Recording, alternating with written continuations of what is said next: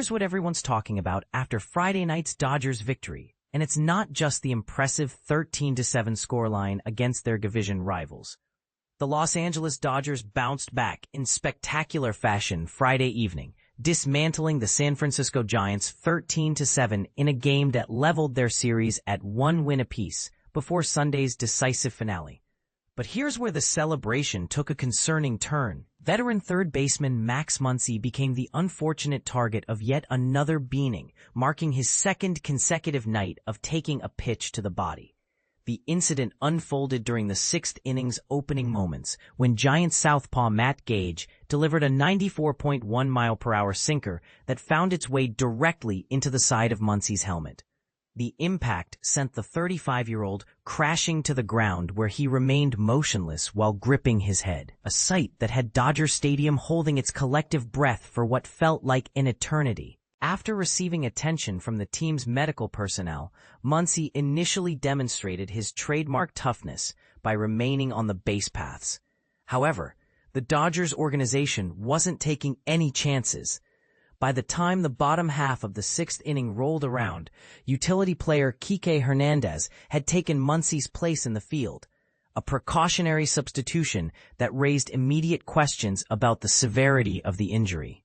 And this is the part most people miss about modern baseball's approach to head injuries. When Sunday's series finale arrived, Muncy's name was notably absent from the starting lineup. However, manager Dave Roberts was quick to clarify that this decision wasn't entirely injury-related. According to Roberts, Muncy's day off had been strategically planned in advance, though the timing certainly raised eyebrows given the previous night's frightening collision. But here's where Muncy's response might surprise you and possibly spark some debate among fans and safety advocates alike. As of right now, we're okay. Jaw hurts a little bit, but I did get hit in the face, Muncy explained to the media with characteristic nonchalance. But I played enough football growing up. Know all the signs I need to be looking for, and I don't have any of those, so it's obviously good. Sucks to get hit again, but that's baseball. This cavalier attitude toward head trauma, while admirable in its toughness, raises some controversial questions. Should veteran players be allowed to self-diagnose potential concussion symptoms based on their past athletic experience? Is this old-school mentality helping or hindering player safety in today's game? The situation becomes even more concerning when you consider this marked Muncy's second consecutive night absorbing a pitch.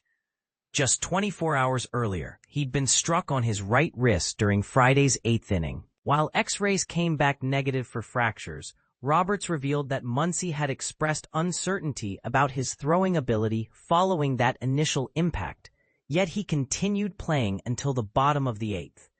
What makes this pattern particularly noteworthy is Muncy's exceptional performance this season. The 10-year veteran has been enjoying one of his finest campaigns, posting a .252 batting average, his highest mark since joining the Dodgers organization back in 2018. He's also contributed 17 home runs and maintained an impressive .864 OPS, making him an invaluable piece of the team's championship puzzle. This stellar production makes the back-to-back beatings even more significant from both a competitive and safety standpoint.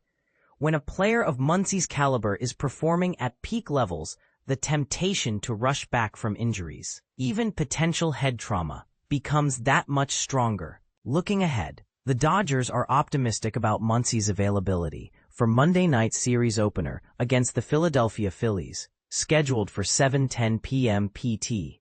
However, this situation perfectly encapsulates the ongoing tension between baseball's traditional tough-it-out mentality and modern medical understanding of head injuries. So here's the question that deserves your honest opinion. In an era where we know so much more about the long-term effects of head trauma, should players like Muncy be trusted to make their own calls about returning to action? Or should teams take a more aggressive approach to protecting their stars, even when the players themselves insist they're fine? What's your take on this delicate balance between player autonomy and organizational responsibility? Do you think the Dodgers handled this situation appropriately, or should they have been more cautious given the back-to-back incidents? Share your thoughts. This conversation is far from over.